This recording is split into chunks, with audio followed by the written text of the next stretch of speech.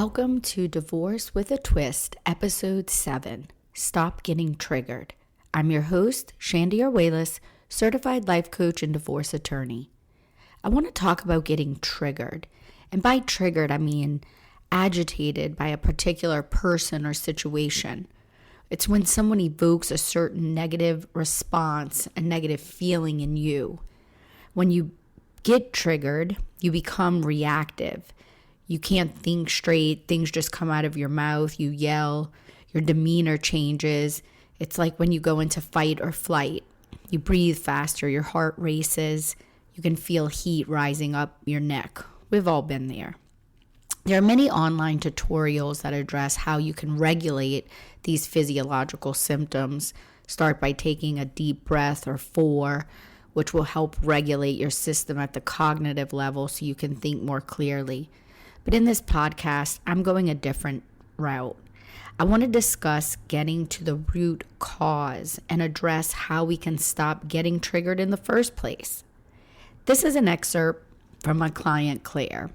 I want to tell you a little bit about her story. I was married for 15 years and we currently are separated. The divorce petition has been filed and I do not want to reconcile. We have 3 children, ages 9 to 12 years old, and I was a stay-at-home mom.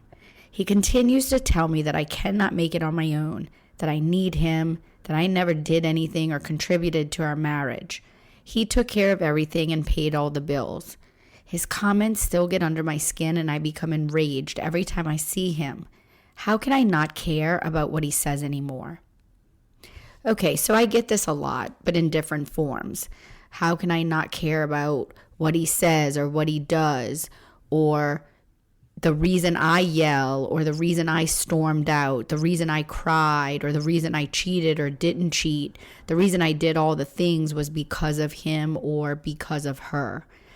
You attribute how you are feeling or how you behave on someone else.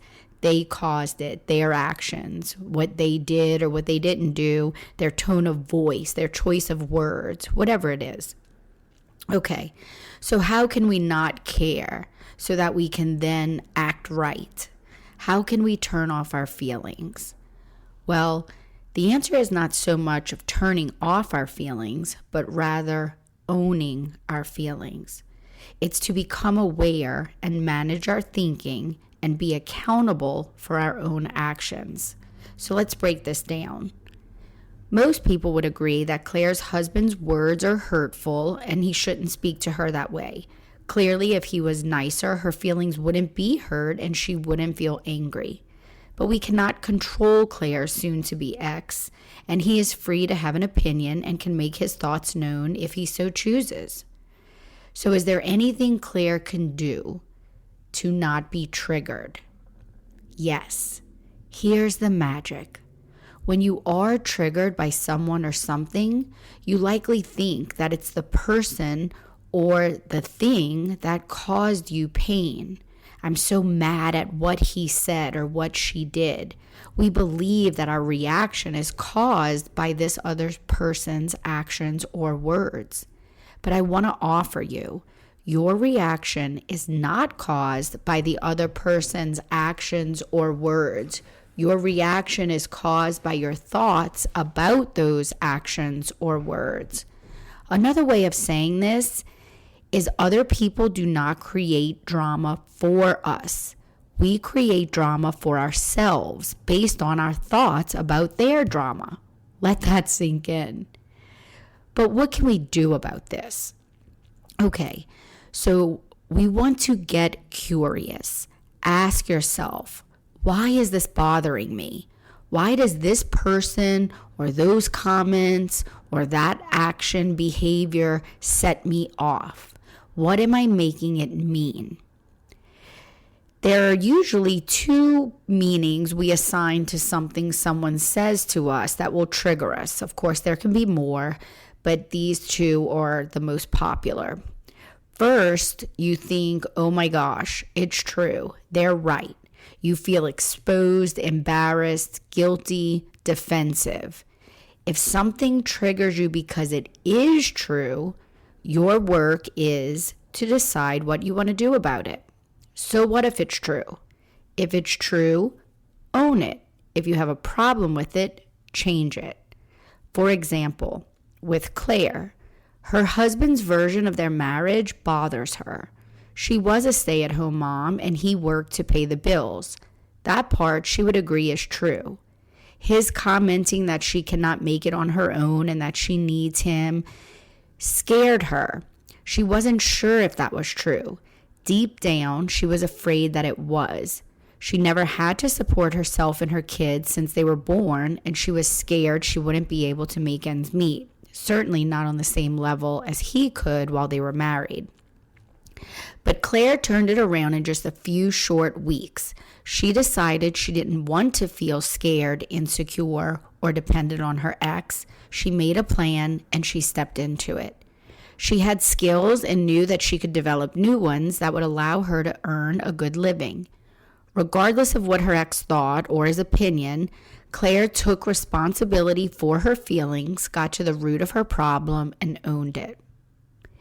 Now, the second usual meaning people attribute to another person's behavior or words is that we know it isn't true, but we think this person has the audacity to say this to me. She has no right to say that to me. Who does he think he is? We think that they shouldn't say or do these things, and so we get angry. We all do this in some form or another, and we all have ideas of how someone should behave, right? People should be on time. People shouldn't lie. People shouldn't be rude, right? People should follow court orders. It seems innocent because it's reasonable. We're just asking that people be fair, kind, and tell the truth. But when we should other people, he should do this, she should do that, we are actually attempting to control how they behave. We want them to follow our instructions, a manual.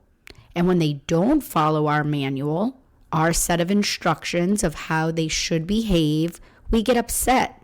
We feel bad. We get mad. We make it mean all sorts of things about us. Interestingly, our attempt to control things is what makes us feel out of control. Claire had to work through this meaning too. She had ideas about how it was supposed to be now that they were no longer together. If he would just act right or behave in a certain way, he would make everything easy for her. But she was separated from this person. Similar to you if you've gone through a breakup or divorce. If you think now, after the divorce, your ex is going to do the things you want him to do, you're setting yourself up for failure. Remember, adults can say and do whatever they want. We can set up boundaries and choose other courses of action, but if you believe that someone's words are hurting you and that they have the ability to hurt you, that is when you feel powerless. Instead of trying to control their actions, just let other people be who they are. Drop the manual. Experience them however they show up, without judgment. Know that their words are simply a result of their thinking. And you may be surprised when you drop the manual and you drop the notion that that person is not responsible for how you feel. You can take full responsibility and then decide how you want to feel. That's it for today. Thank you for tuning in. Join our community on Instagram or Facebook at Direction After Divorce, where our goal is to help you recover from your divorce, rediscover your self-worth, and repurpose your life. Until next time, take care.